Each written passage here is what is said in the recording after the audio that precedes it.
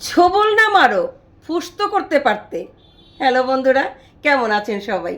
আশা করছি ভালো আছেন, সুস্থ আছেন। আমিও ভালো আছি, সুস্থ আছি। আপনাদের মাঝে একটি ছোট গল্প নিয়ে হাজির হলাম, একটি জাতিসাপের গল্প।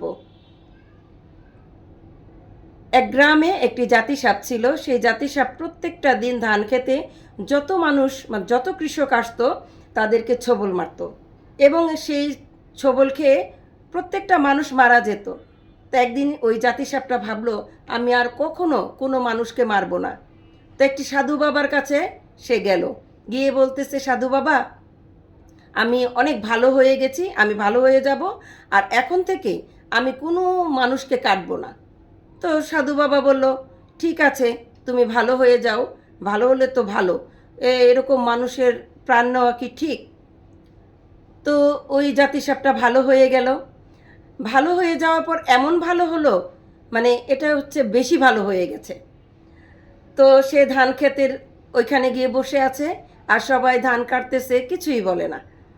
কিছুই বলে না দেখে কিছু কিছু মানুষ, যে আজকে তো সাপ সাপ দেখলে কিন্তু ভয় পেত, তারা কিন্তু এই সাপটাকে দেখলে দৌড়ে পালাতো, কিন্তু সেই সাপটাকে আজকে কেউ ভয় পাচ্ছে না। সে লাঠি দিয়ে বাড়ি দিচ্ছে, জুতা দিয়ে বাড়ি দিচ্ছে, মানে যে যার মতো করে ইটা মারছে, মানে এরকম করে তাকে মারছে, কিন্তু সে কিছুই বলতেছে না।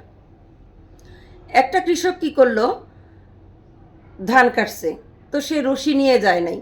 সে কি ভাবলো, সাপটা তো কিছুই বলে না, তো এটাকেই রশি বানিয়ে তারপর বাসায় নিয়ে যাব ধান।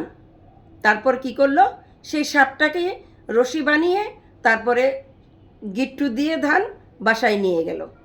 এখন বাসায় গিয়ে খুলবে, তো গিট্টু খুলতেছে না। পরে কি করলো, একটা ধান যে কাটে, কাঁচি কাঁচি দিয়ে একটা কোপ দিল। তো কোপ দেওয়ার পর তার লেজটা কেটে পড়ে গেল।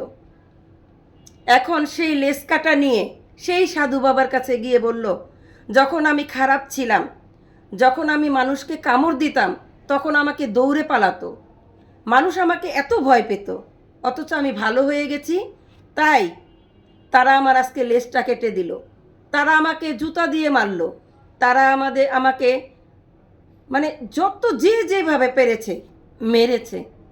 তা ভালো হয়ে আমার লাভটা কি হলো? আজকে আমাকে রশি মনে করে তার ধান গিট্টু দিয়ে তার বাসায় নিয়ে গেছে, কাঁচি দিয়ে লেজটা কেটে দিল। এখন সাধু বাবা বলল, তুমি ভালো হয়েছো ঠিকই, কিন্তু একটু ফুস তো করতে পারতে। তুমি না করো, কামড় না দাও, কিন্তু ফুসটা তো করতে পারতে। এত ভালো তো ভালো না। বন্ধুরা, এই গল্প থেকে আমরা বুঝলাম, বেশি ভালো ভালো না, ভালো হলে মানুষ এরকমই করে। তাই কিছুই না করতে পারেন, একটু ফোঁস করবেন।